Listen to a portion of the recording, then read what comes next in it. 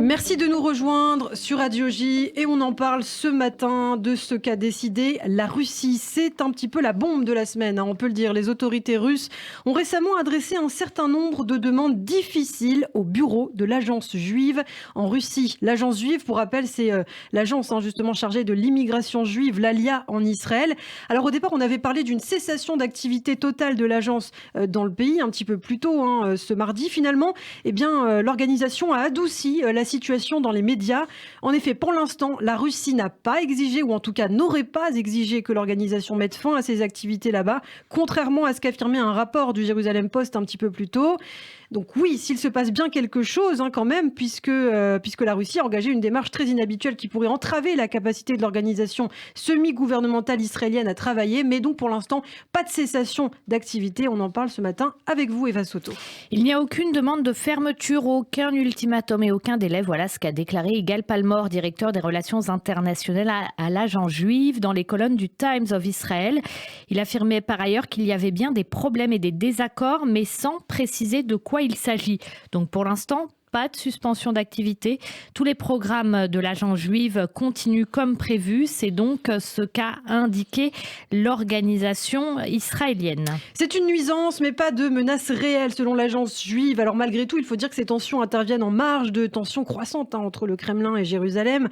En cause, la position d'Israël concernant la guerre en cours en Ukraine et sa politique surtout de soutien à demi-mot à Kiev et au président ukrainien Volodymyr Zelensky. À noter que lundi déjà, Eva, le ministère russe des Affaires étrangères avait qualifié d'inacceptable des frappes contre la Syrie imputées à l'État juif et exigé une cessation inconditionnelle des attaques. Tout cela ne rassure pas. Les juifs russes s'inquiètent surtout pour leur possibilité à faire leur alia. Ceux qui souhaitent immigrer en Israël, alors que des milliers d'entre eux ont terminé leurs papiers pour se rendre justement dans le pays. Selon une source d'ailleurs citée par le Jerusalem Post, de nombreux juifs craignent pour leur vie, tandis que les autorités russes tentent de les arrêter. À noter que si la Russie interdit à l'agence juive d'opérer dans le pays, il s'agirait d'une première en 30 ans, rappelant qu'au cours des années 70, plus de 100 000 juifs soviétiques avaient immigré en Israël. Après 89, ce chiffre était même supérieur à 1 million. Et il n'était pas évident d'être juif en Russie malgré la fin de l'Union soviétique. Le début de la guerre donc en Ukraine aujourd'hui n'a pas arrangé les choses. Au total d'ailleurs, depuis le 24 février dernier et l'invasion de la Russie en Ukraine, Israël a accordé 1400 visas d'entrée aux Russes. Israël qui a très vite compris qu'il serait de plus en plus compliqué d'être juif en Russie et qui a donc facilité son processus d'immigration. Par exemple, il n'est pas nécessaire pour les Russes de fournir un extrait de casier judiciaire, comme c'est normalement le cas pour une demande d'alia. Et puis, les prétendants n'ont également pas l'obligation de déclarer leur intention de s'installer en Israël concrètement parmi d'autres mesures exceptionnelles. Eva, depuis le 24 février, l'agence juive a quand même constaté une augmentation de l'intérêt des juifs russes à faire leur alia. Et cela, même si la plupart des juifs en Russie se sont éloignés des traditions. Au total, 90% des membres de la communauté juive russe sont des personnes non religieuses vivant souvent dans des mariages mixtes. De plus, il n'y a pas de quartier juif dans les villes du pays. Enfin, au lieu de cela, il existe une petite communauté juive d'environ 1000 personnes dans presque toutes les villes, souvent sans synagogue. Et la raison est bien sûr l'histoire particulière des juifs en Russie. Après la révolution bolchevique en 1917, l'église orthodoxe qui avait elle-même été interdite a cessé de promouvoir l'antisémitisme, mais cette haine des juifs persistait. Le judaïsme en général n'était pas le bienvenu parce que c'était une religion ennemie du nouveau pouvoir, ennemie de l'État. Il n'y avait pas de place dans le nouvel ordre également pour les yeshivot qui étaient interdites. En conséquence, les juifs russes ne pouvaient à l'époque ni enseigner, ni apprendre l'hébreu. Et pour l'anecdote, même la matzah traditionnelle, ce pain non levé que l'on consomme pendant la fête de Pessah, était vendu sous le comptoir à cette époque soviétique. Ce qui a aussi permis finalement, d'une certaine manière, Eva, de rester solidaire malgré tout. Oui, comme l'explique Bourou Gorin, responsable des relations publiques de la Fédération des communautés juives de Russie, interrogé récemment dans le média Russia Beyond, l'antisémitisme a empêché les juifs non orthodoxes de s'assimiler pendant la période soviétique.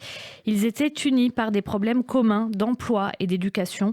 De plus, beaucoup de gens se sentaient juifs en signe de solidarité avec ceux qui ont péri dans les années 30 et 40, ce qu'on appelle même chez nous la religion de la Shoah. Et oui, c'est ce que disait Borur Gorin, des propos très difficiles pour nous, mais qui sont une réalité pour les juifs russes.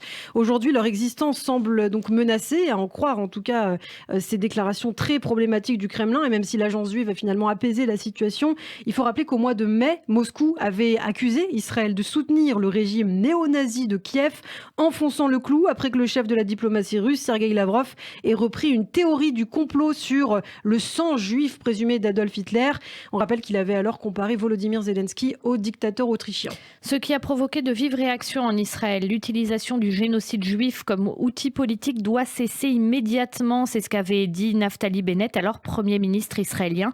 Même son de cloche du côté de son ministre des Affaires étrangères, Yair Lapid. Les propos de Lavrov sont à la fois scandaleux, impardonnables et une horrible erreur politique. Dans le même temps, Moscou avait également accusé Jérusalem d'ignorer, je cite, l'épidémie de destruction et de profanation de monuments au vrai juste du monde. Les soldats de l'armée rouge qui ont arrêté, je cite toujours, la Shoah et sauvé le monde juif. Une référence à la destruction de Babi Yar, notamment par l'armée russe à cette période. La Russie qui semblait alors de son côté faire un parallèle entre l'antisémitisme et la russophobie en Ukraine. Et oui, la rhétorique du Kremlin sous Vladimir Poutine a fait de la Seconde Guerre mondiale la pierre angulaire de son idéologie au mépris de la vérité historique, à tel point que pour justifier l'invasion de l'Ukraine, Moscou a répété à maintes reprises vouloir démilitariser et même dénazifier l'Ukraine pour justifier ses actes. Et pourtant, Israël conserve toujours des liens solides avec la Russie, malgré ses propos profondément problématiques, antisémites. Dès lors, même si Israël a accueilli des milliers de réfugiés ukrainiens ces derniers mois, la position de Jérusalem reste assez ambiguë, puisqu'on le rappelle, l'État hébreu refuse toujours toute sanction contre le régime de Vladimir Poutine et refuse surtout de livrer des armes à Kiev. Oui, car pour Israël, Moscou est à la fois un ami et un ennemi, un atout vital pour sa sécurité. Surtout la présence russe en Syrie, Moscou contrôle en partie l'espace aérien, est essentiel à Israël pour lutter contre le terrorisme dans la région. Moscou laisse Israël frapper à sa guise les positions militaires iraniennes sur le sol syrien. Les batteries russes S-400 s'arrêtent quand passent les avions israéliens. Cet accord tacite qui se concrétise par une ligne directe entre les deux armées est donc crucial pour l'État juif. En clair, il faut ménager Moscou pour contenir l'Iran. Et oui, c'est donc la politique de l'État d'Israël. Alors, on parle de la relation entre les Juifs et la Russie. Et on a également évoqué récemment sur Radio J, il y a quelques semaines, le cas particulier des très riches entrepreneurs russes, de nombreux oligarques juifs venus de Russie qui se sont en effet aujourd'hui installés en Israël et qui ont noué des relations avec la classe politique israélienne.